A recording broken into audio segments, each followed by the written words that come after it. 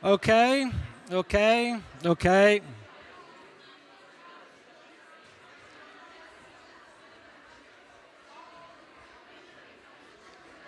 okay, okay,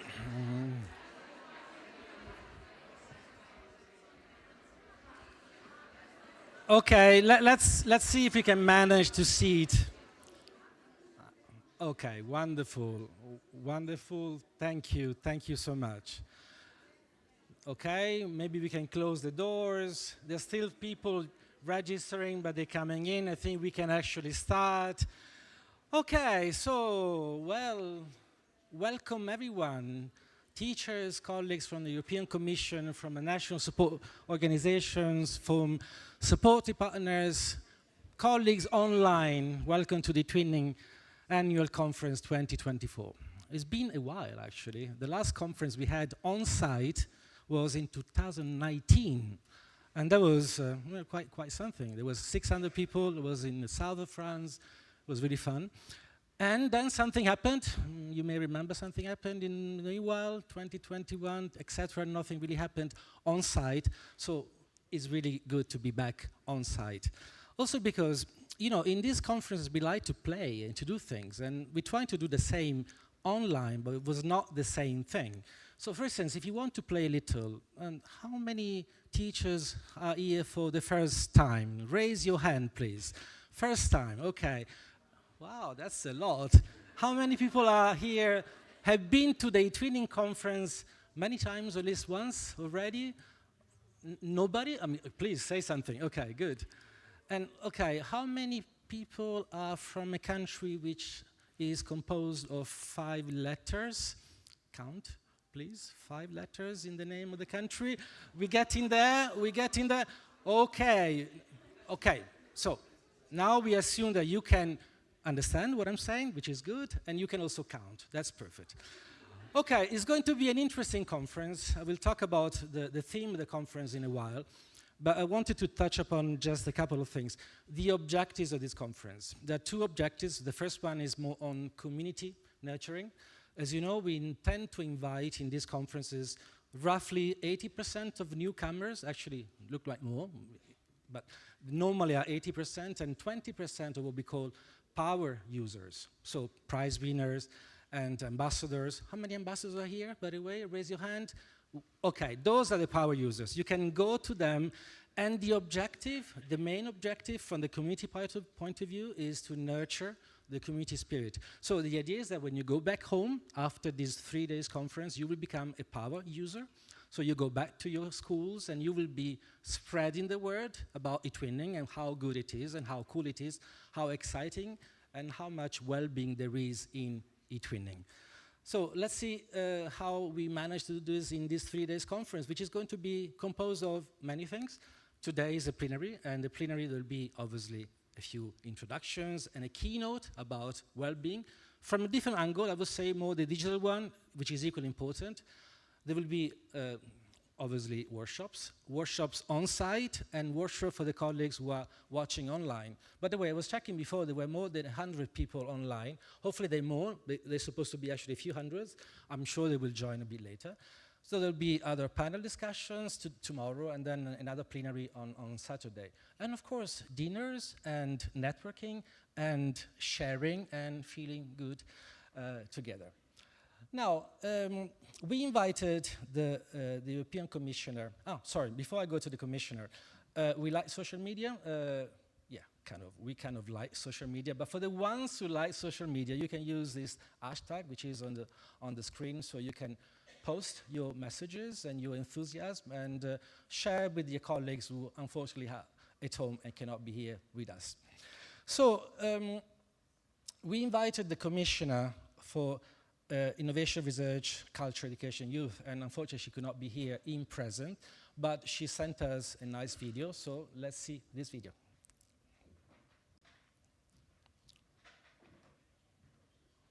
Ladies and gentlemen, it is a pleasure to welcome you at the 2024 eTwinning Annual Conference.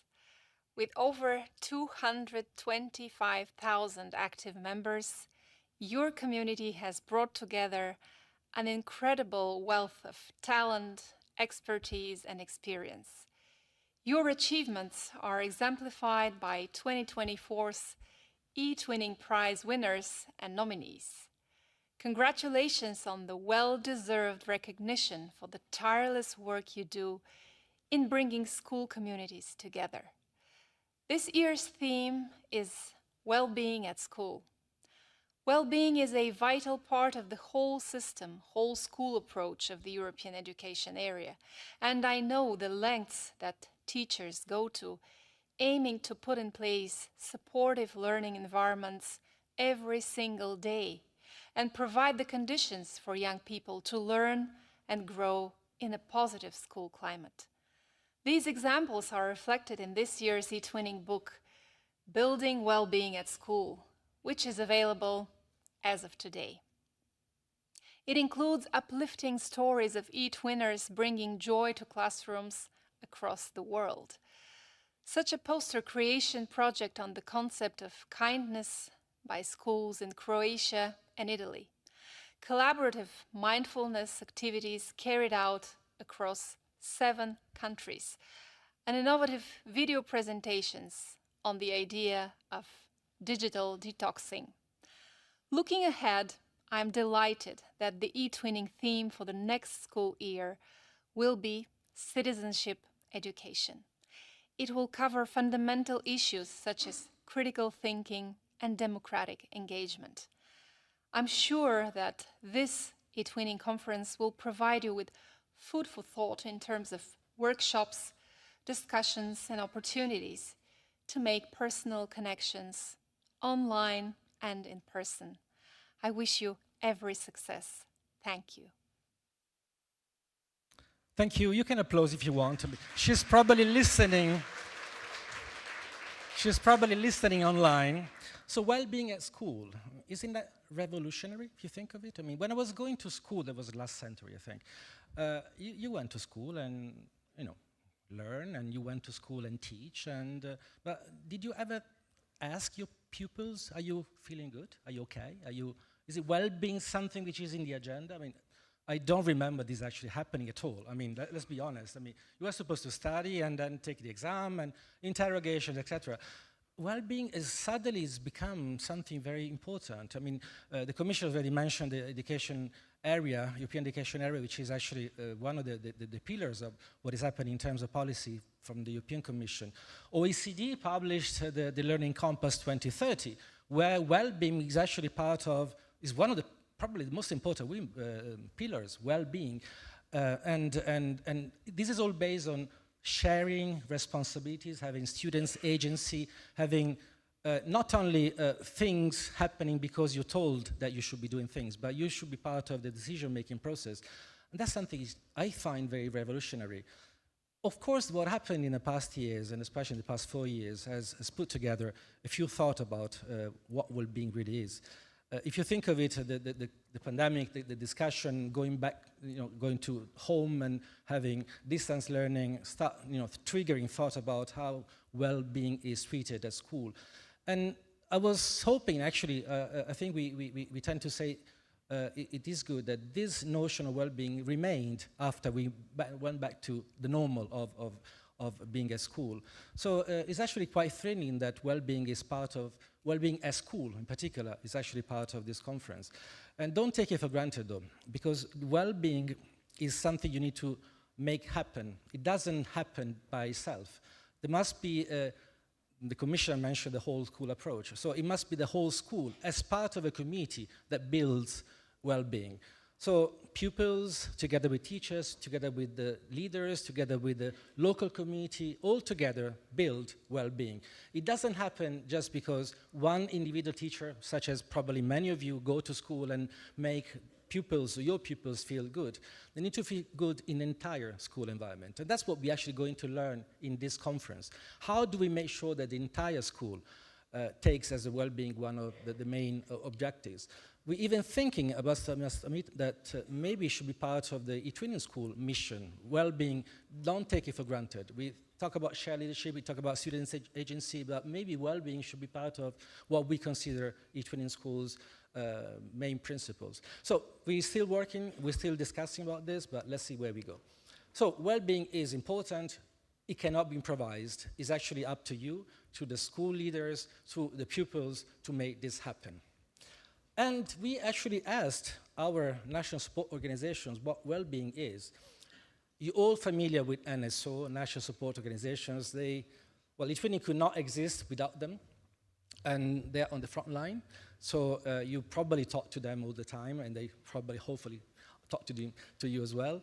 And we have 48 national support organizations from 46 countries. Belgium has 3. And without them, eTwinning could not exist. Now, we asked them, because they could not be part of this conference. They used to be in the past where we had 700 people, but this time they could not make it, at least not all of them for sure. So we asked them to send us some greetings and what they think well-being is for them, and they made a video. So let's watch it.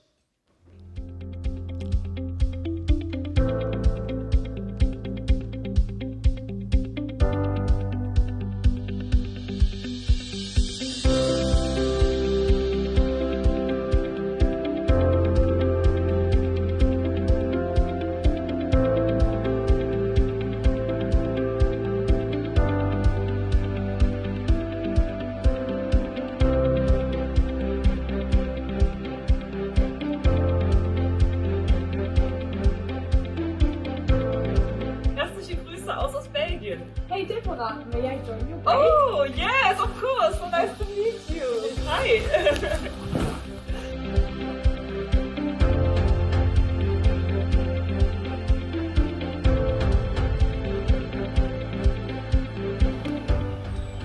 Hey, link Pozdrav. Pozdrav. Sharing sporting goals and listening to music together with eTwinners all over Europe leads to a healthy eTwinning mind in a healthy eTwinning body. Pozdravujeme všetkých eTwinnerov z krásneho Slovenska.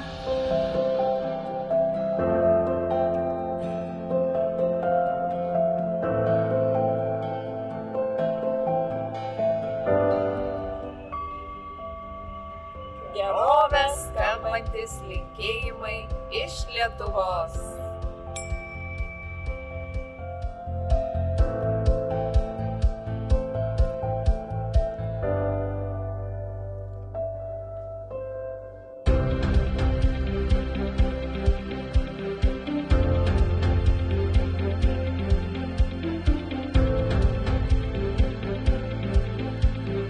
Hello from Norway.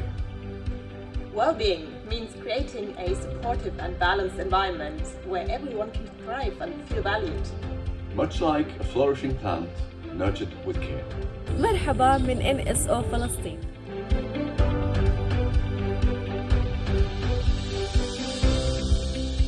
Merda min Malta. Saha.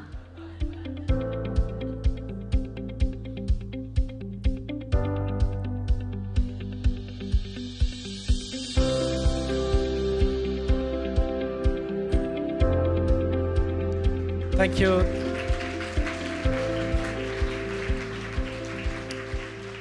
A lot of nature, as you can see, like schools could be in the nature, could be in the trees, and how many of your schools are actually like this, in the trees where you go out and then you can feel the nature around you. I'm not sure how many. But of course, schools settings, the environment, the architecture is also changing. There are many studies on how to make schools more, well, better from that point of view. Again, my personal experience is of a school which was an old convent of 19th century where things were falling apart, and that is not exactly what you would feel about well-being. But there was a park, which obviously was closed because... Okay, anyway. So, anyway, it starts also from there, not only from human beings, but also start from the infrastructure. So investing on infrastructure is also part of well-being. And investing in infrastructure also means the need of having somebody who help us in investing in infrastructure on the whole, let's say, school approach. Okay, let's change the chapter. As you know, in eTwinning, actually now in the European School Education platform, we have what we call the supportive partners. We have 13, some of them already here, some will arrive in the next days. And we help each other, and as friends would do, as supportive partners would do. So we promote them and we promote what they're doing. And for instance, you go into the House of European History, or some of you have been there already, some will go on Saturday. And this is a typical example of collaboration between us and them. But we promote via websites, workshops, for instance, in this very conference, etc. So, well, we asked them again to introduce themselves, and they made a quick video, so let's watch it together.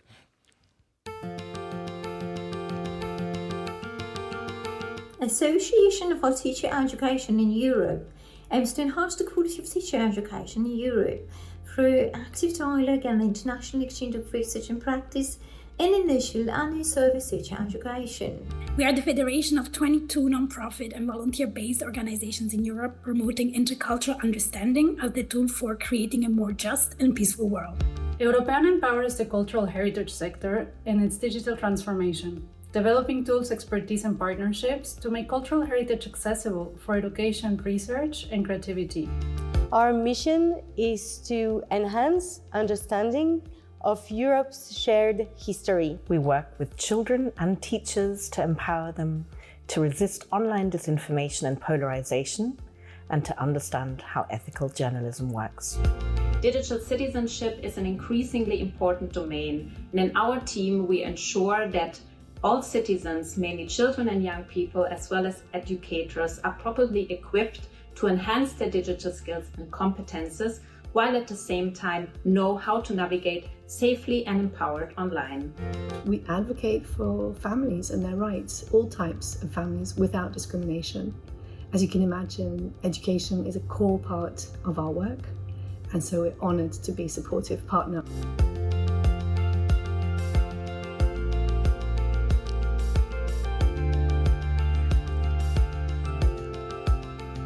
And so we are honored to be supportive partners of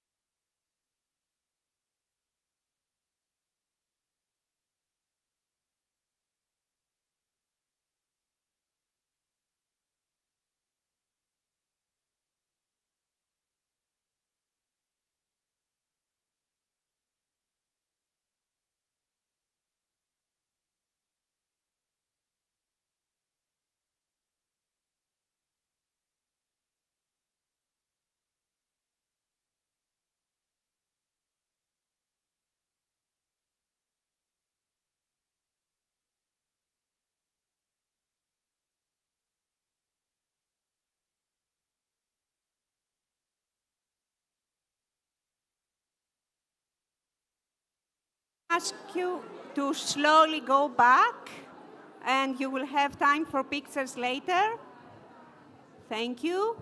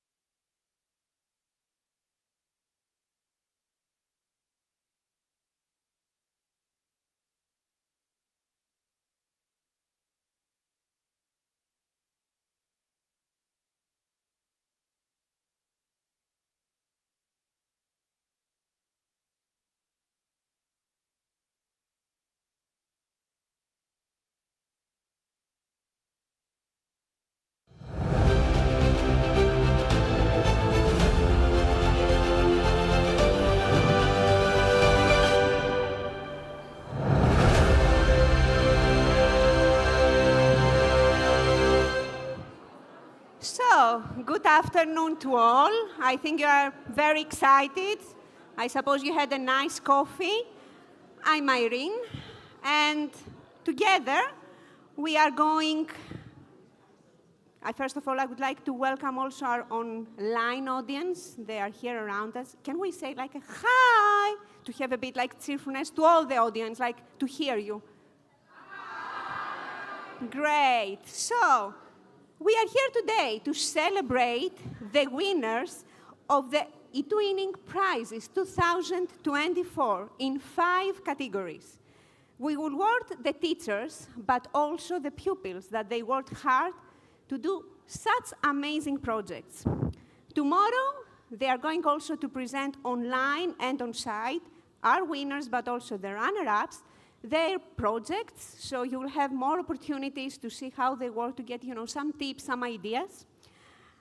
The eTwinning Prizes are funded by the European Commission, and this year we received 1,284 applications, and these projects were evaluated by 3 juries. So first is the national support organizations, then the European juries, and finally the grand jury composed of European Commission representatives and pedagogical experts.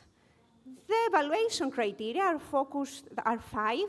I suppose, as you are all eTwinners here, you know them, right? So it's collaboration between partner schools, use of technology, pedagogical approaches, curricular integration, results, and documentation.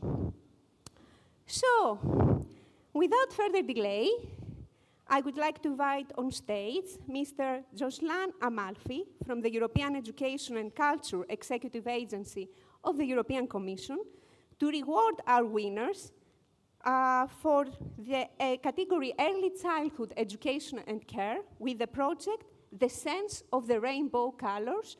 And also would like, while we're watching the video, our winners that they are here to come on stage.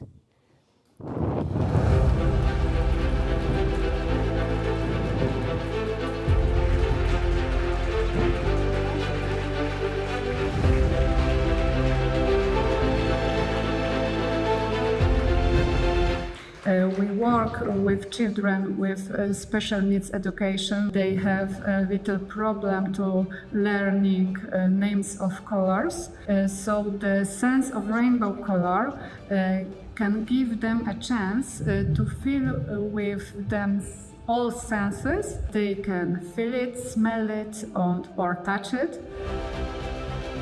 Children together created various experiments, 5-language dictionary, common story about rainbow poster. They programmed Bebot together.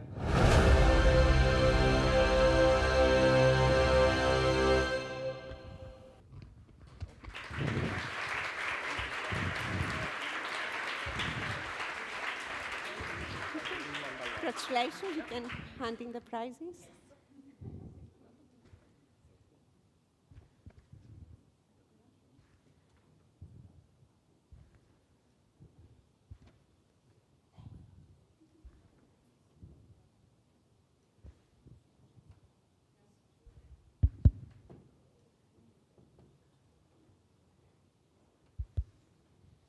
Good afternoon, everybody. So, congratulations for winning this prize. This project was very well integrated in the curriculum, and it covered a wide range of topics, from art to science. The final product was excellent, with an online dictionary and a very nice story. We also appreciated very much the dissemination, which was great, including an exhibition with a vernissage.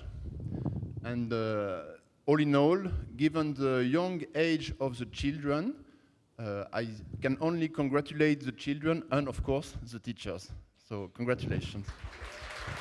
Thank you very much. Congratulations. And kindergarten teachers, you can find them around to learn a bit more. Thank you all very much. Thank you.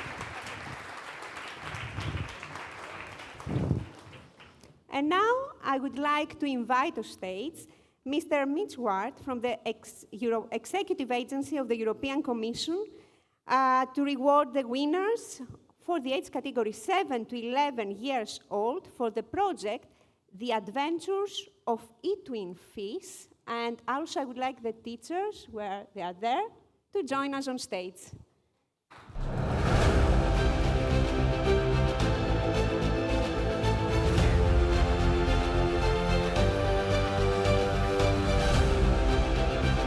Students got lots of different competences, linguistic skills, ICT skills, social competences. They will use them in their lives in the future. The coolest thing I learned about other countries working on this project was the different traditional and also the fact that each country interpreted the music at its own way. They really surprised me indeed.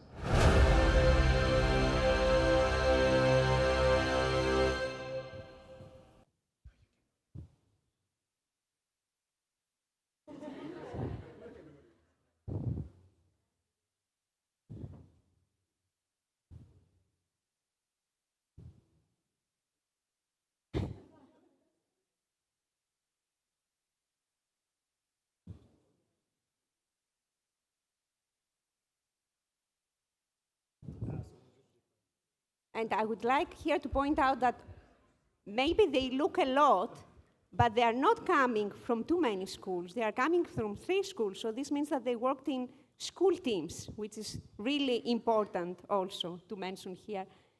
Mr. Ward, some words from your side. So, thank you everybody, and congratulations. It's a really great project. I mean, I love this project because it touches some themes close to my heart. So, music. I play the drums, I'm in a band, I think it's a key life skill. ICT, I'm an IT guy. I really like projects that apply ICT in a practical way and introduce kids to using ICT to solve real-world problems. So this is great. And also the collaborative approach. I'm a champion of participatory leadership in the Commission, and I really believe in doing things in a collaborative way, and I see these in the project. So congratulations, everybody. A wonderful project. You can be very proud of it. Thank you. Congratulations. You can go.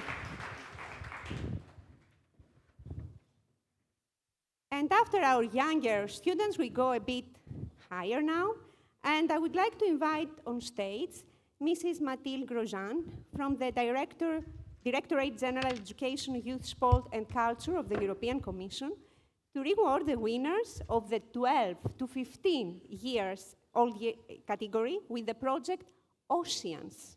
So let's welcome also our winners while we're watching a short video about the project.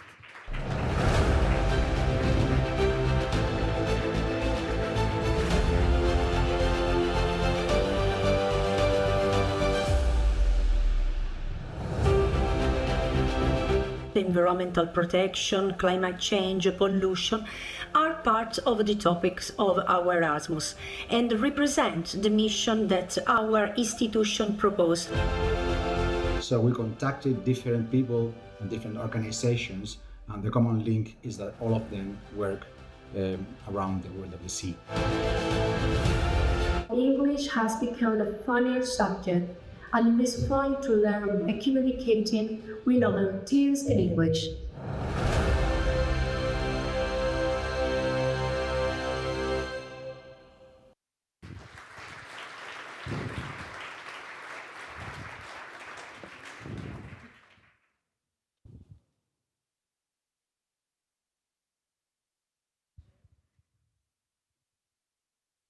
So I'm also very happy to reward this very nice project, also because it touches me. I have a 12 years old at home, and I would love that he takes part to such a nice project.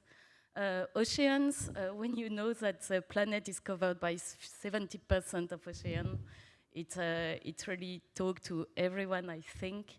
And this project stands out, we really think, because first of all, from the start of the project, you had collaborated with NGOs. I think it's amazing, where kids proposed also solutions.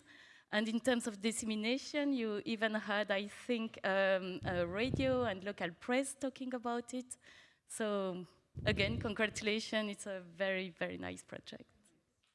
Congratulations. Thank you very much. You can go. Thank you.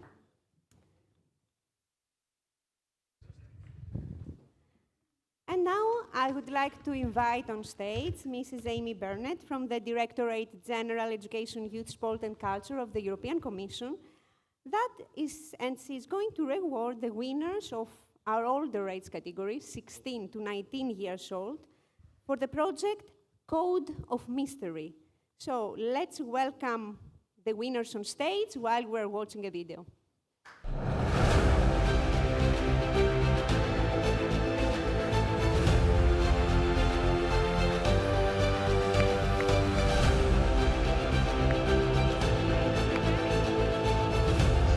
The Code of Mystery project was founded to create an educational escape game. We realized that all school subjects could be fun, so we use knowledge mostly from English, ICT, and math. Besides that, we used parts of art, geography, history, and drama. With the help of videos, we were able to record the students' work, their solution procedure, and illustrate the results.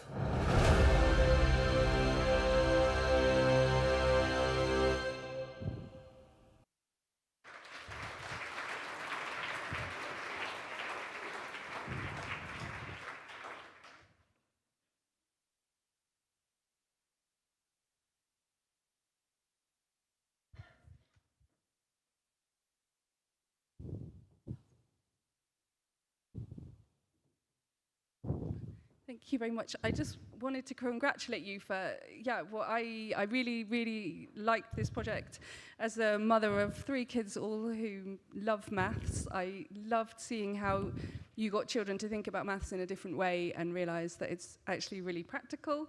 I think it was a really innovative way that you looked at teaching students. I'm amazed that you managed to work together so well across 7 countries. I think it's fantastic.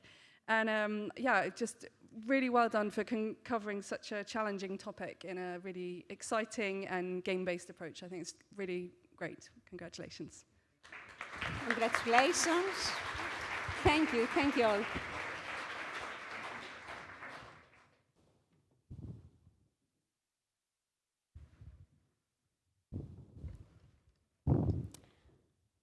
And now we go to our last, it's not really age category, it's the project for initial vocational education and training.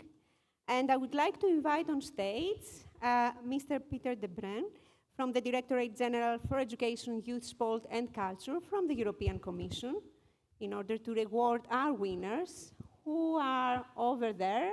And of course, we need them to come while we are watching the video of their project.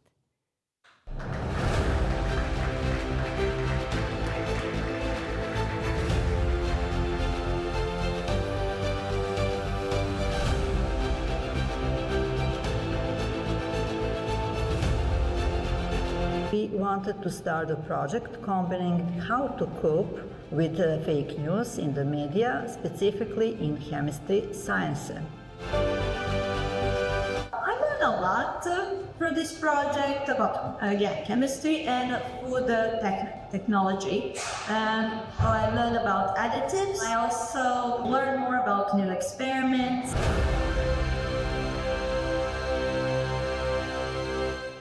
Just mention the name of the project that I think I missed it. So natural is good, chemical is bad. You can learn more in their workshops about and have a question, a reply to this question.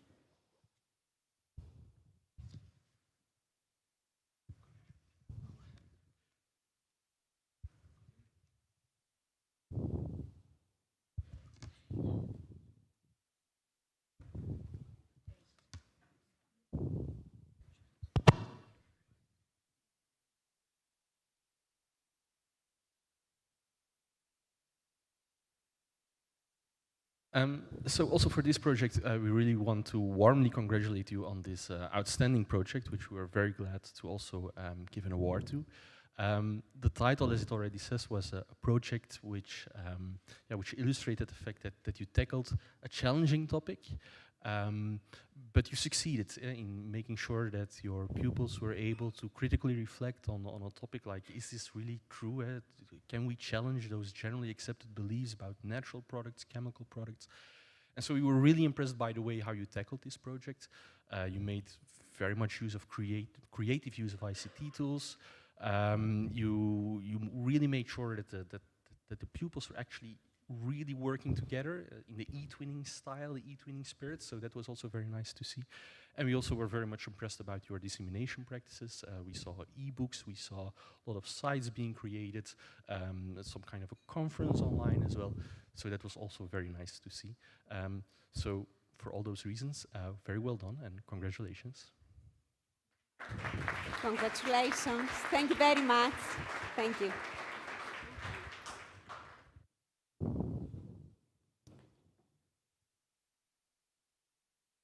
So the eTwinning prize ceremony is coming to the end, but actually, although it may look a bit short, our idea is that we have the opportunity to have with us all these prize winners. And when you have 1,200, almost 300 projects that applied, this means that these projects had something to receive a prize, to receive a European prize. And I think it's a good opportunity, actually, that we have them with us, so we can have a bit of a nice discussion to see, like, what challenges they may face, because many teachers say, like, yeah, you know, it's difficult, how am I going to start, what am I going to do? Yeah, there are always challenges, that's for sure, but maybe they can give us some tips on how they overcome things, or like, how the collaboration really works, and what can we do, and how we can work better. So I think that this is a really nice idea, and I would like to invite, actually, first of all, our chairs on stage in order to be able to sit. And I would like all my panelists, so Paulina Stiller from The Sense of the Rainbow Colors, Alessandra Cicero, The Adventures of eTwin Fish, Giovanna Salem from Oceans, Saleme, Gabriela Svobatova from Code of Mystery, and Natural is Good, Chemical is Bad, Gordana. So I would also like to invite my phone to be with me, that I forgot. I'm sorry for that. I suppose I'm a bit stressed. Okay. So, welcome. Before we actually start, I would like a microphone here. A microphone, thank you. And I would like to start with a sort of introduction, 1 minute, to know a little bit about you. You know, you got a prize, a European prize, but you're working in a school as a teacher, so let's have a small introduction. Hello, everyone. I'm Gabriela, or Gabes, my eTwinning name, and I'm a teacher. I'm from the Czech Republic, and I'm from Prague. I teach maths and ICT, and I taught also physics, not now. And I teach at Vocational School of Logistics and Business now. And I like project-based learning because it's interesting not only for me and also for my students, and I hope that I will cooperate in another projects with my project partners. Thank you. Hello everyone, I'm Alessandra Cicero, I'm from Rome. I'm a maths and English teacher in a primary school at Gianni Rodari Comprehensive Institute in Rome. And I have been an eTwinner for many years. I love this kind of using the English language in a very funny and immediate way. And I think that it amuses children very much. Hello, good afternoon, everyone. I'm Giovanna Salemme, and I'm from Leonardo da Vinci, a higher secondary school in Poggiomarino, near Naples, in Italy. I work there as an English teacher. I joined this project, Oceans, the project we talked about a few minutes ago, for a chance. I was invited by one of my colleagues, and I was a bit afraid of something I couldn't do, such as using some apps or tools.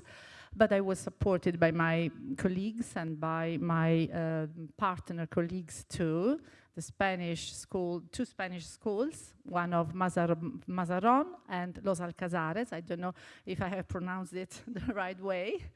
And another school from Messina, the Vittorini Institute in Messina.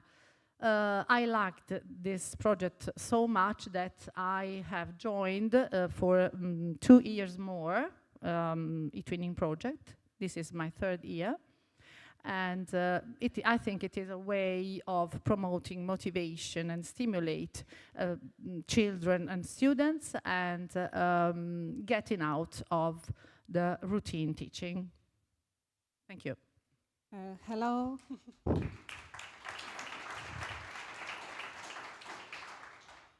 Hello, I'm Paulina from Poland. I am a special pedagogics teacher with children with special needs. I represent a project, The Sense of Rainbow Color. It's my first project at eTwinning, so I'm very happy to be with the eTwinners like you and teaching of you. Thank you.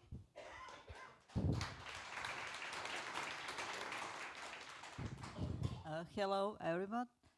My name is Gordana Pešić. I am from Serbia. I'm chemistry teacher in a secondary vocation school in Belgrade, Serbia, and my student is 18 years old. Thank you all very much. And here I have a Slido that actually is not going to appear. So while we are discussing, and we have some questions here to discuss with our winners, so if you feel like you want to say something to them, you have a question, we will see how the time goes. So whatever question that comes to your mind, you can just use the Slido and it will appear through the questions. So even if you don't get it now, you will see it in all the slides coming. So I would like to start with a question related to collaboration. I have to say, as I also used to be a teacher myself, I think that one of the most important elements in an eTwinning project is collaboration. And sometimes it's quite hard a bit to understand what we mean with collaboration when we are working online with our students. So I would like to ask you how you think that in your project you facilitated collaboration among the partner schools and among your students, and maybe you can share some examples so we can understand these joint activities that schools and students work together. Can we ask with the small age category? Because I think, you know, collaboration in younger ages, we consider it's a bit more difficult because kids cannot still write, they cannot use the computer, they cannot be online. So the role of the teacher is more crucial there. So collaboration in early years, Paulina. Yes, I think we collaboration all the time, and we do all activities together, and children can share their effects in the twin space or in online meetings. We do the big activity together, the International Rainbow Dictionary. We made a poster about, for example, when we have a red week, we do poster in red. So the children thinking red, okay, this is hard, this is April. And also we record a video with names of colors in different language and teaching this language. We work with children with disability, so I think the collaboration with the healthy children is very important. Thank you. And what about Alessandra, Twin Fees?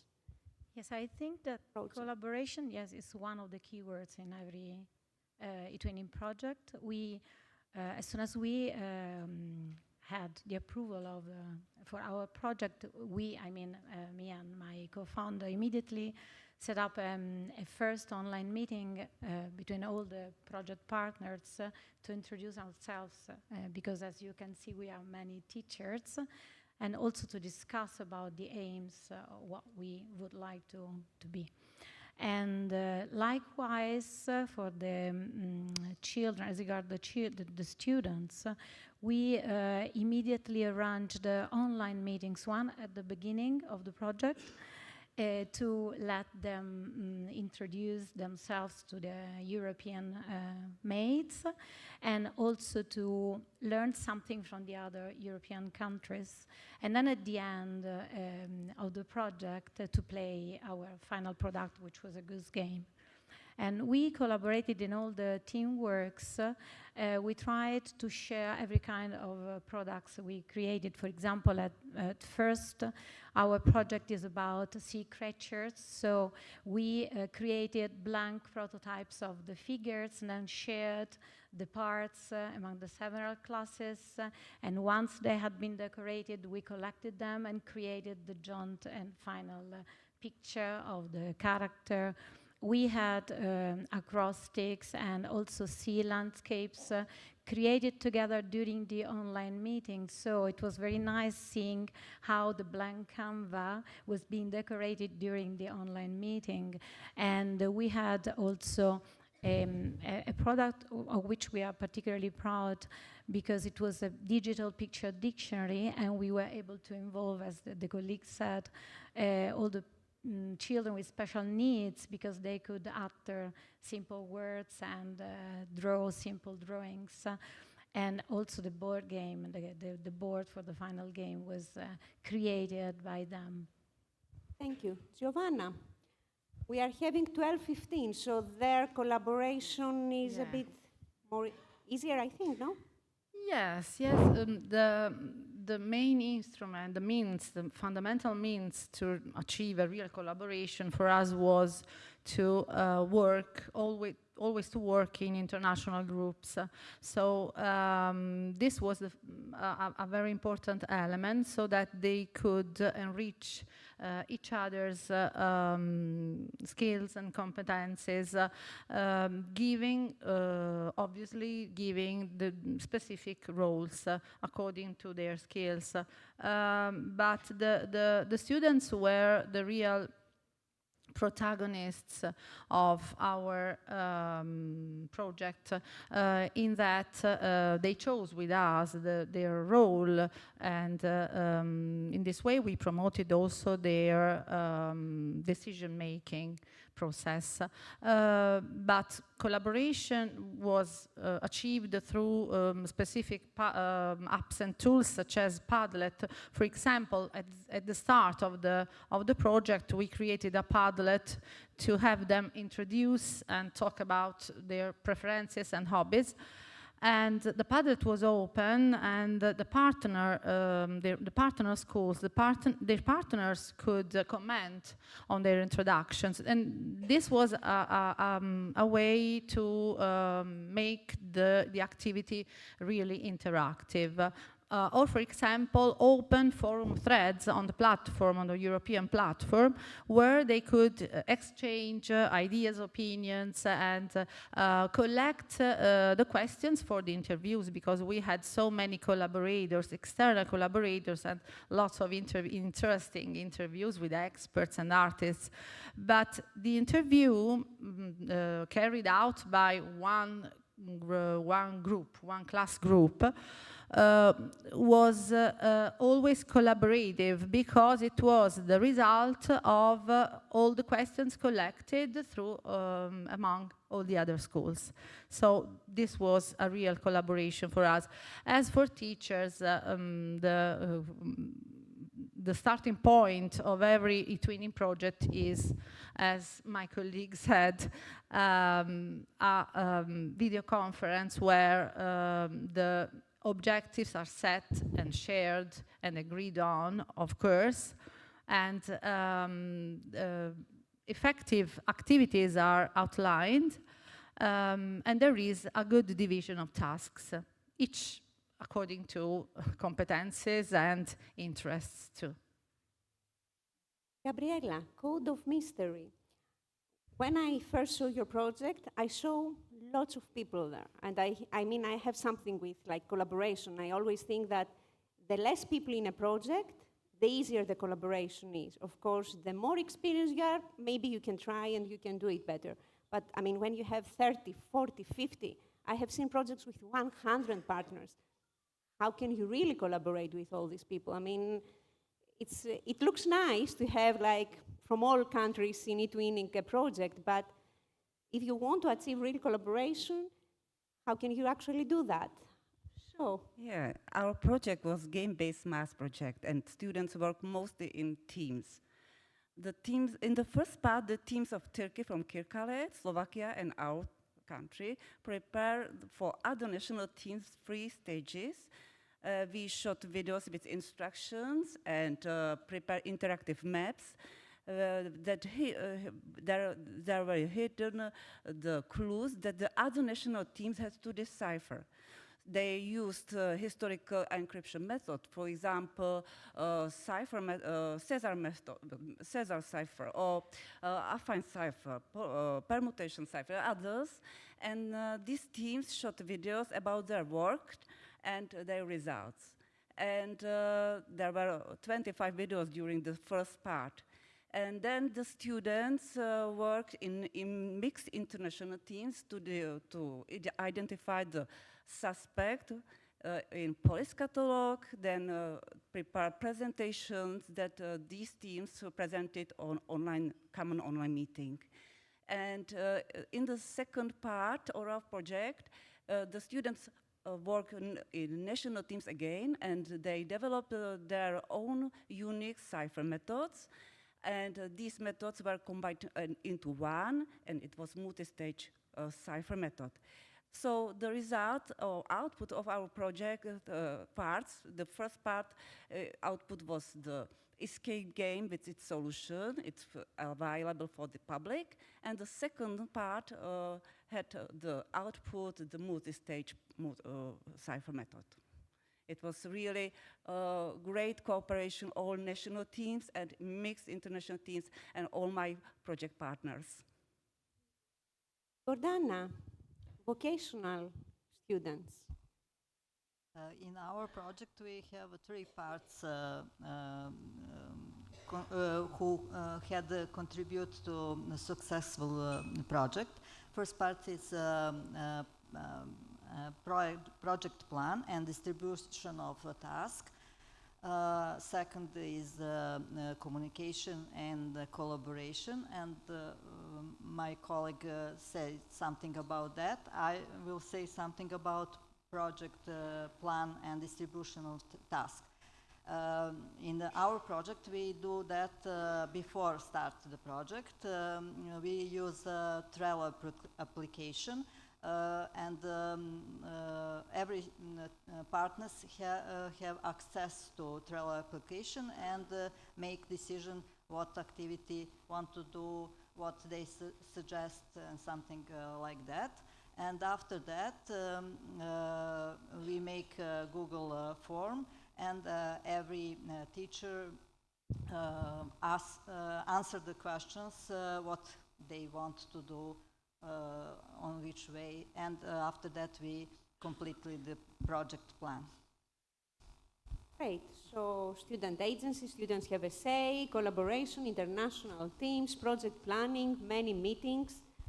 And, well, I suppose that everything is not so easy. I mean, there are so many things happening at schools, many things that we are planning in a way, but then maybe they don't work out. So what struggles, what issues you may face in your project, and how did you solve them? And I want to start the other way around. So let's start with Gordana again. Our project teams, we don't have the problem. That's great. Because we have a good plan. That's one reason. Second reason is because many of teachers work in different eTwinning and Erasmus projects before. We know each other and know how to avoid problems before they arose. Right. So this is another thing now, that you have a great opportunity that you are here because you actually see each other. So when you see each other and you meet and you start talking, then you are very motivated when you go home, and you start working on a project, and then you're like, okay, I met this person, I'm not going to leave him. I'm going to continue working with him and doing projects, doing the project. So I would really think that taking these opportunities great. And what we say, that if you find a teacher that you worked really well, most of the eTwinners now they have teachers that they work for several years. So you can start like the two of you and slowly add a new teacher, so to have new people in your team. But I think that's also one very important aspect. And Gabriela. Yeah.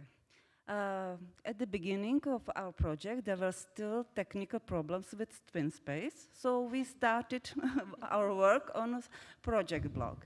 And as soon as it was possible, we migrated all the data on TwinSpace and continued working there. But the project blog was also finished, and it was one of our project outcomes, and it's on the internet now. And I think it was really challenging for all of us to work responsibly and submitted our results on time, because the development in the following part of our project was based on the results in current month. So it was really challenging, and it wouldn't be possible without cooperation, good plan, and the support of each other. So we communicated a lot, and it was perfect.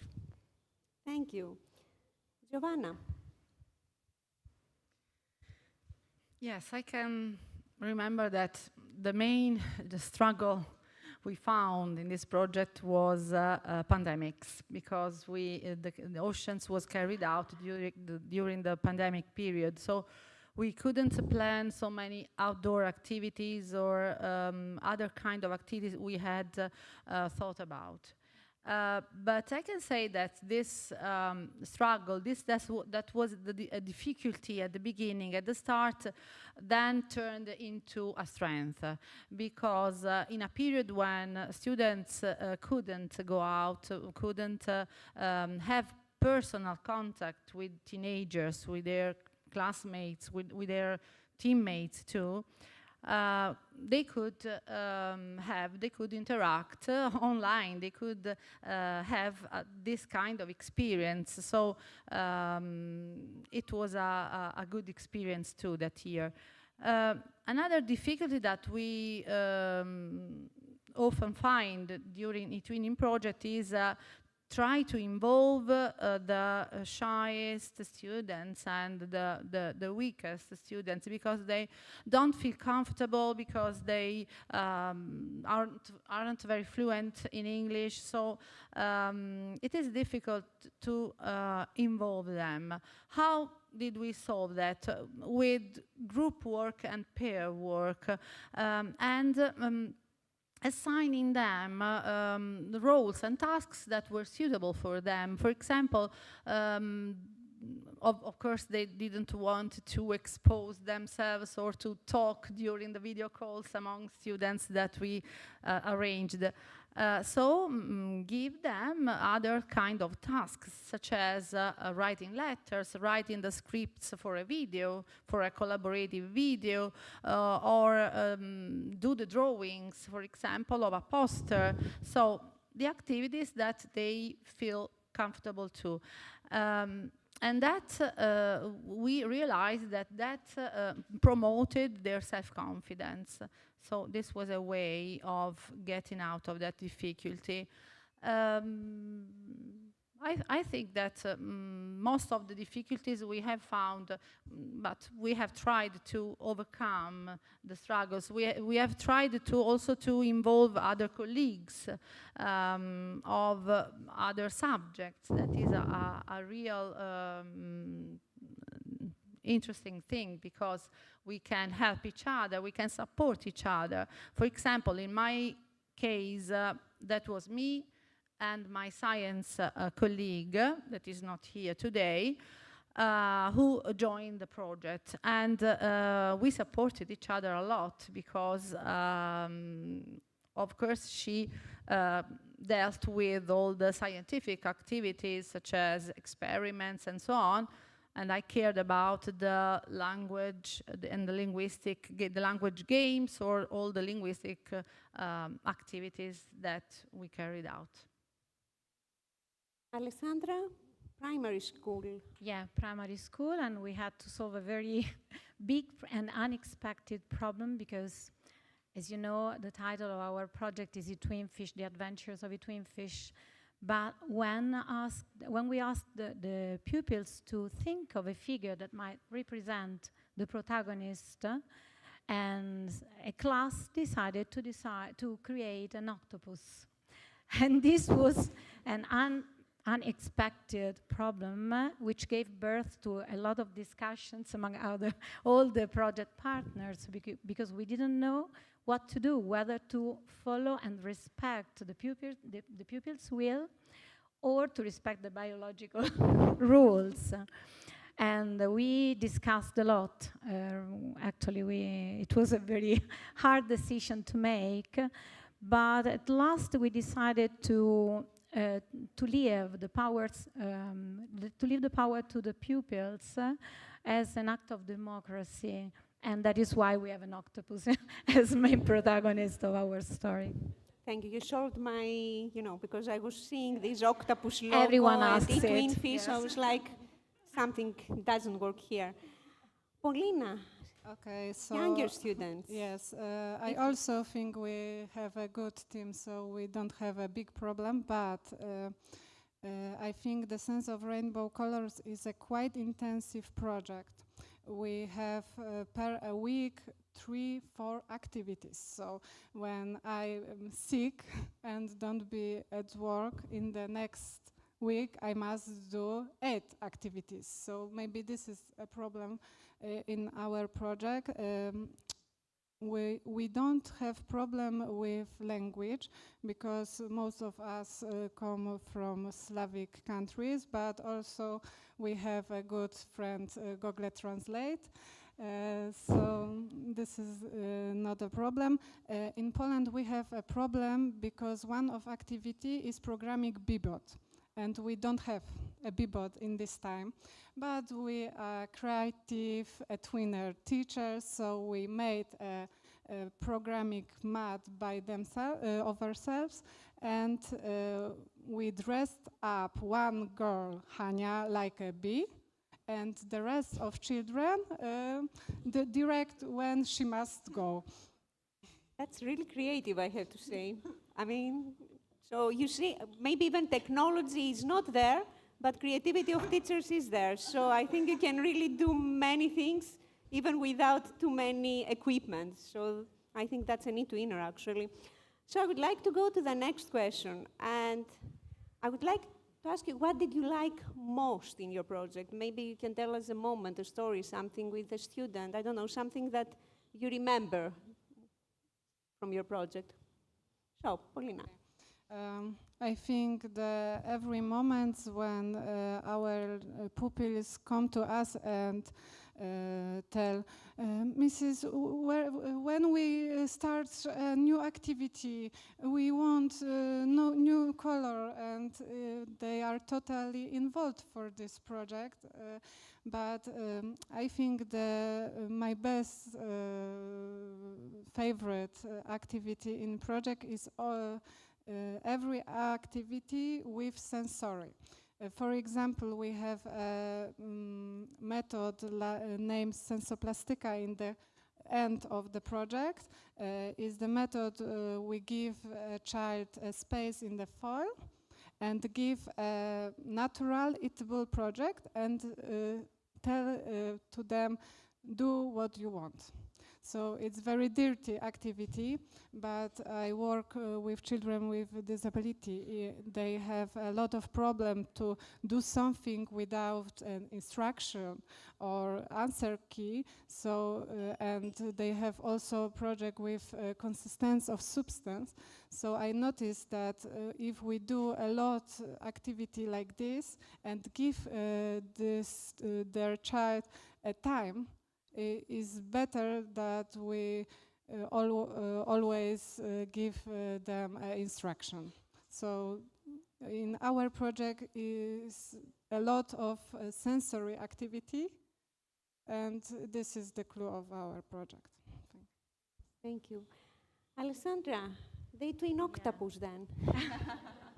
Yes, and during the last online meeting, we played the board a goose game that was the final product of the story, which is about this protagonist, this octopus, who has a kind of personal growth relating to other symbolic figures, a trout, victim of bullyism, and then a salmon, proud of swimming against the flow, and then at last a clownfish, that will find his happiness sharing his bright scales to all the other fish. And we asked pupils for the last activity to create the board for the final game, which should be played during the online meeting. And they had to think of a bad or good behavior, so illustrate it, and given also an assessment, because they had to decide how many steps ahead or backwards they had to give that particular picture. And so they discussed a lot. We created groups. Each country was in charge of a part of this board. And at last, it was very nice to see them competing and playing on this board game during the online meeting. They didn't want to stop. They would have gone on playing and playing. But we had a winner, of course, which was Poland. And that is why. Giovanna.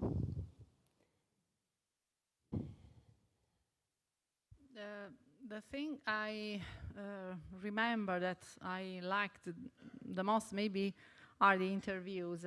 The interviews that were a crucial element of our project.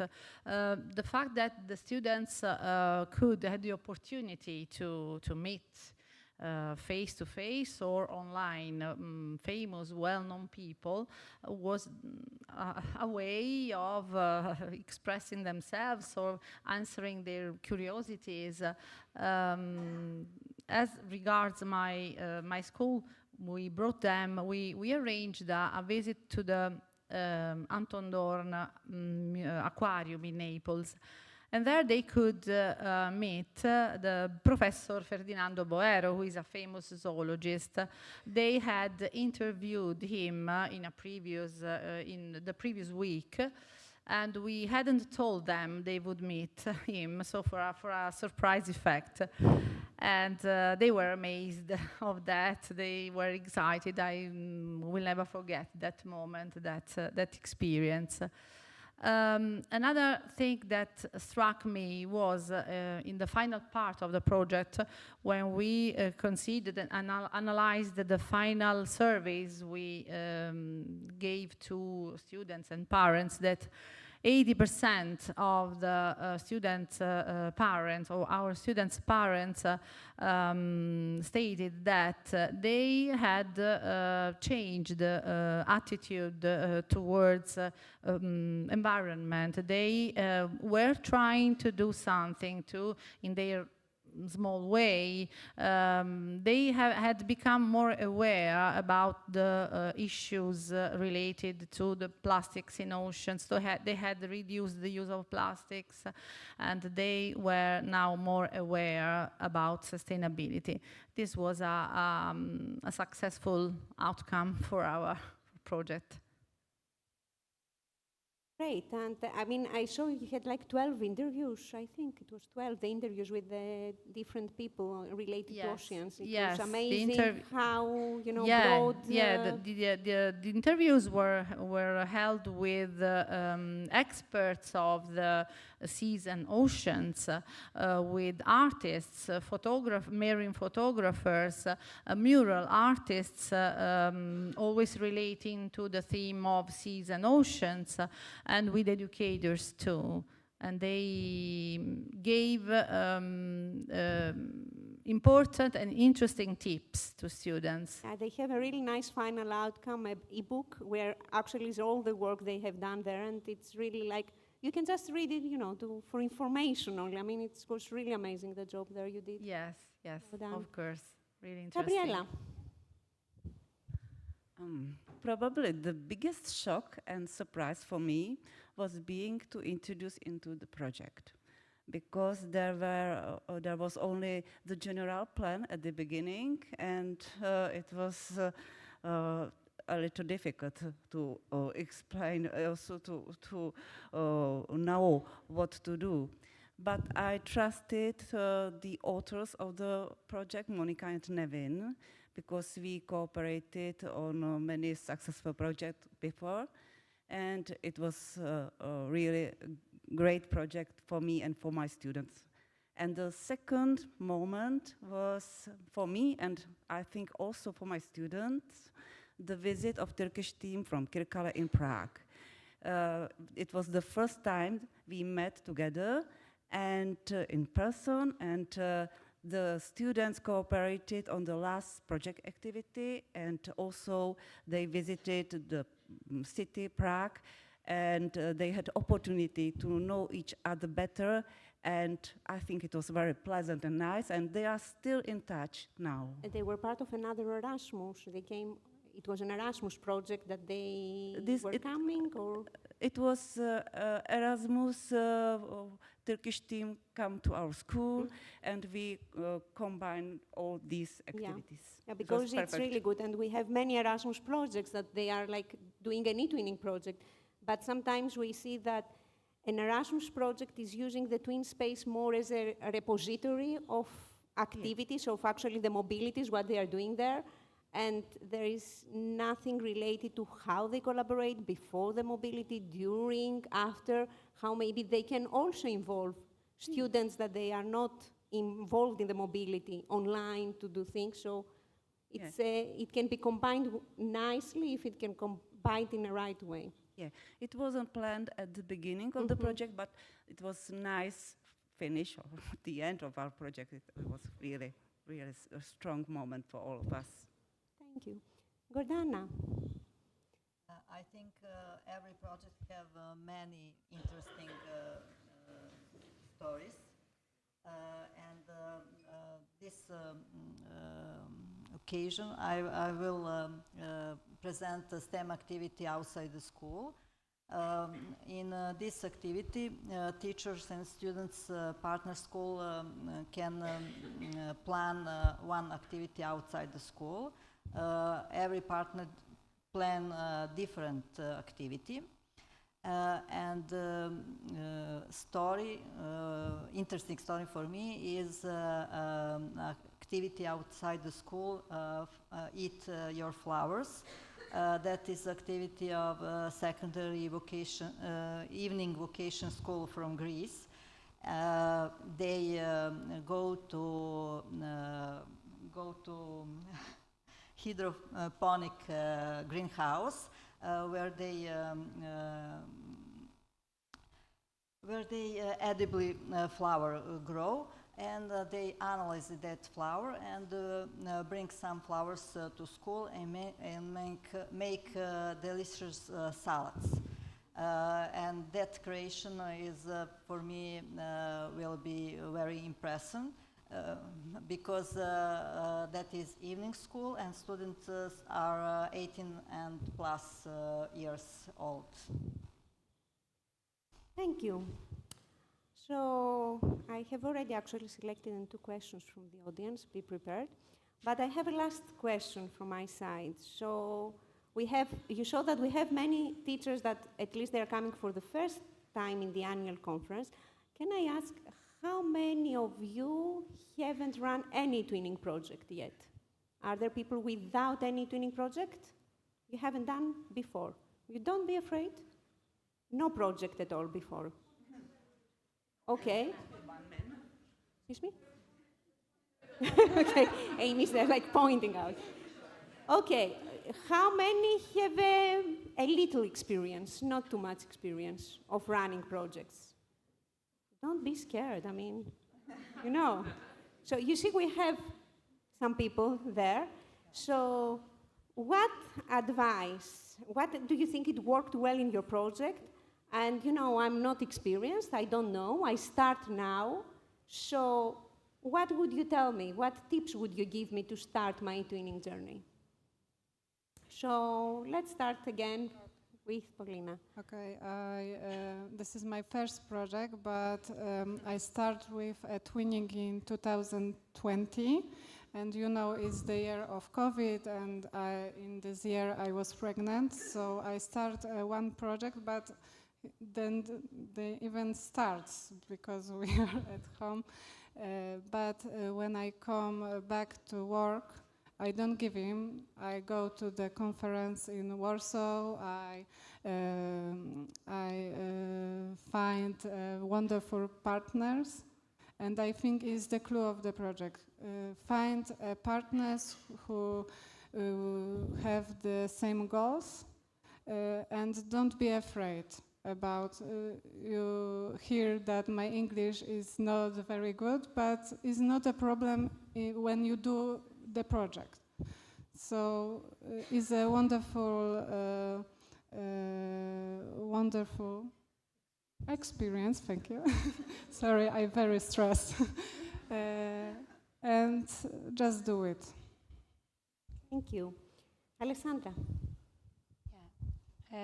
As primary school teacher, I would suggest first of all to choose topics which are closely related to their experience. I think it's the most powerful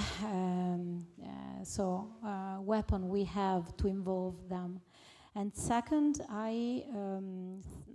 as regards the strategies, the pedagogical strategies, I would suggest to use strategies which involve children. For example, we had many role plays that were performed during the story, and a lot of peer work and learning by doing. We use total physical response a lot to engage children. And the last suggestion I would like to say is related to my personal experience, because when I started with eTwinning, I hadn't understood that is the fact that each product must be the result of an intermingled activity. We sometimes created products in which each country was in charge of just a particular sphere of the total product, but which was not so intermingled, interwoven with the ones of the other products of the other partners. So I would say to have really just a unique performance, a unique product in which the work of a country is fundamental for the going on of the other ones. I totally agree, because actually there are many projects that they work in parallel, so they all do the same thing and they believe they collaborate. So like, okay, I do a video, I show the video, and sometimes I was like, okay, if I show to my students like a video that the others did, how much are they going to be interested in that if they are not involved?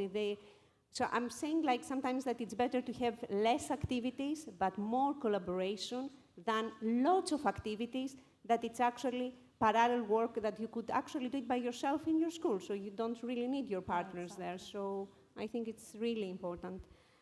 And Giovanna? I'm not a very experienced eTwinner, but I would advise to always to start from the students' needs and interests, so as not to have them perceive the project as something imposed to them. This is important because they start as with a different motivation, and ask for collaboration, ask for the collaboration of colleagues, trying to involve as many colleagues as you can. It would be better if 2 teachers at least joined a project for each class of different subjects, so that they can support each other. But I also ask for the collaboration of external people. So don't be afraid of just calling or writing emails to ask for external contributions that can really enrich the project of other knowledge that we don't have. Consider it just like a challenge for you and for your students. So something that can enrich your experience and your students' experience, and can broaden the students' understanding of the world around them. I would recommend beginners or less experienced eTwinners to join a group, more experienced ones, because they can learn a lot from them. It was my case as well, and it helped me a lot. And my second little advice, communicate a lot during the project, because it's necessary to have all the information for good cooperation and good results. And it was also the example for our project. It was great communication and great cooperation. So. And actually, there is one question here. What is your next project? How can we join? So, I mean, you are a lot here. Please don't go to one project and there you are too many, but you can still learn from them. And last, Gordana. I can give some example from me. The first person I met on eTwinning portal is my colleague Aspasia Milona, and she is a very experienced teacher, eTwinner, and I collaborate with her 5 years.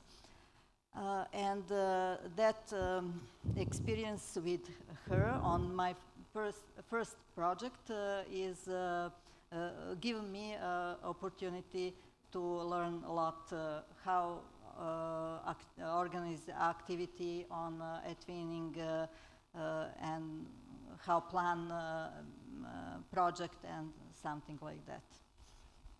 So I'm just sorry, I'm scrolling down a bit the questions that we have. I would like, actually, it says like we know what your students learned from this project, but what is your takeaway from this project? What have you learned? So I'm not saying you can, like, who wants, because you haven't thought about these questions. So what have you learned? We saw all the skills that your students gained, but what about you? I know much more about our country because I prepared with my students one stage of the first part of our project, and it was necessary to know all about the cities, about the towns, and the historical buildings and other. So I had opportunity to better know my country, and also I met new colleagues, new project partners that are friends, my friends now, and I don't know what. I know another cipher methods, okay, for my subject, maths, and a lot. I think it's the top, but a lot of things. Somebody else who wants to say something? It's not like. Yes, I learned that a new approach to teaching and new teaching methods, and I learned that collaborative work is essential, and you always have to deal with someone else, to ask even if you have 20, 30 years experience in teaching, you have always something to learn. I can. In our project we have a STEM activity, and in my experience it's very interesting because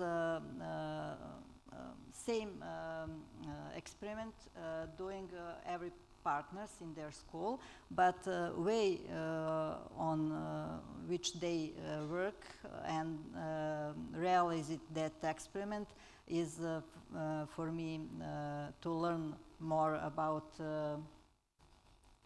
another way to do something. Great. So I have another question. Did you manage to involve the family of the students in your project? If yes, how? Yeah, my school always invites parents at the first meeting to explain what the project will be and how it will be carried on. So we have a first meeting with the parents. They will, of course, sign a document in which they agree that their pupils can join the project, and at the end we always have something to disseminate the project involving the territory, so the representatives of the territory and of course of the classes involved in the country, and we have a school board for eTwinning, so they can share of course all the pages that can be published of the twin space, and we always try to involve them because they are really happy to share and to cooperate.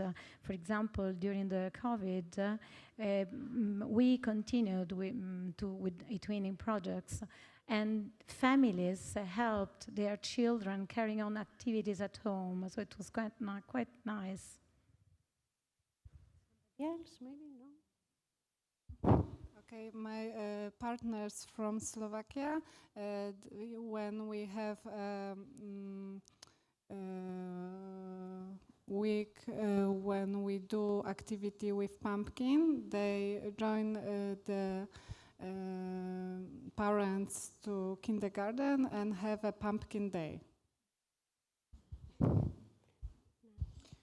We involved parents too in an initial survey where we asked them if they knew eTwinning and if they had any experience and if they thought that their children would learn something from this project. And a final survey that was useful as a final an evaluation of the first answers. As I said before, we had a good result in the final survey, and parents were happy. Of all of our schools were happy that their children joined this project. We had a good consideration. Good consideration of that. Thank you. So I see actually there are many questions related to how you integrate it in the curriculum and about the collaboration and dissemination, which I think you can tackle this while you're doing your workshop. So there you will have the opportunity to see actually how they worked in the project and the whole cycle of the project. So I just want to close with this, that I really like it. So before saying the question, I would say that, yeah, doing a project, doing an online project, an eTwinning project with many partners, we cannot say that it doesn't require work. And we say, oh, it's okay, you can integrate it into your curriculum, into your class. It's not extra work, no. And we all know that. It needs quite a lot of extra work. It needs to have meetings with your partners when the kids go to bed. You have to exchange information. I think you know what I'm talking about. So I like that. What motivates you to work so innovative and so hard? So why are you actually doing it? And I want an answer from all of you for that, to finish. Yes, it was challenging, as I said before. Yes, at the start, when my colleague invited me to join this project, I didn't know about that. I thought it was part of the curriculum. I could carry out it during the school lessons, the school hours. But then I realized that it needed lots of work, extra work in the afternoon. But I was happy because it was, as I said before, a way of escaping the routine teaching. It was challenging to meet my friends, my partner schools, the Spanish partners, that one of them is here. It was really motivating for me. My family realized that, oh, do you like this project? They told me. And okay, I want also to thank our Spanish colleague Isidoro Cayuela, who couldn't be here for personal problems, but was the founder of the project and the real guide for all of us. He was an effective guide and support for all of us, always ready to come in help, to help us when at any time. He answered and he supported with his tips. He is a very experienced eTwinner and also ambassador. Thank you. So thank you, Isidoro. I know he's watching us. Who wants to say what motivates? I think that my personal experience is that eTwinning is the only way I know now to teach the English language at primary school as I want to do it. I mean, mostly the syllabus is grammar-centered, as I can say, so it doesn't exploit all the possibilities of communication. And I see that, on the contrary, when when my pupils work on eTwinning, they are not shy to speak English, even if they do not know the language so much, but they don't fear to express themselves in another language, so they use the communicative method, which is the most, I think, relevant thing we can teach in a language. I'm taking the time. Somebody quickly about motivation, no? Close. One sentence. My motivation for another eTwinning project is that first my project get a prize from Serbia. For that project is Healthy Generation, and that motivated me to again work on another eTwinning project. I know the time. But for the young ones, like, what is the motivation there? I think for me is, we said in Poland we do it for smiling of child, but I think for me is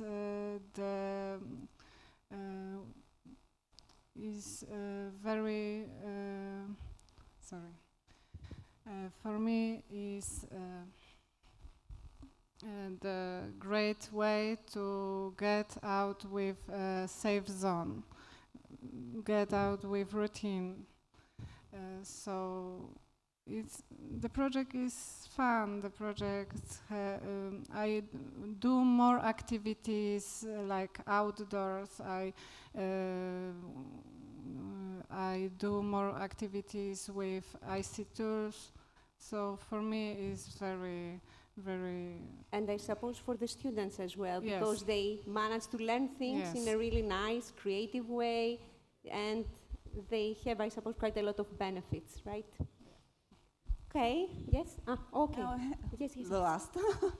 I like the multidisciplinary approach, and I don't like teach only maths and this subject and this subject. So I like this combine, and I think it's sometimes more difficult to motivate older students, the smaller. And I think the project learning and eTwinning project is a great opportunity to motivate them. And my student told me that we play and we learn, and it's fun, it's perfect. Yeah, so I will close with that, because I think we all are here and we are doing that for our students. And I think if our students are happy and they enjoy what they are doing, then we are also happy and we are even more motivated to do things. So I would like to thank my winners here, our winners here. You have the opportunity to meet them. You can grab them, join them. Thank you all very, very much. And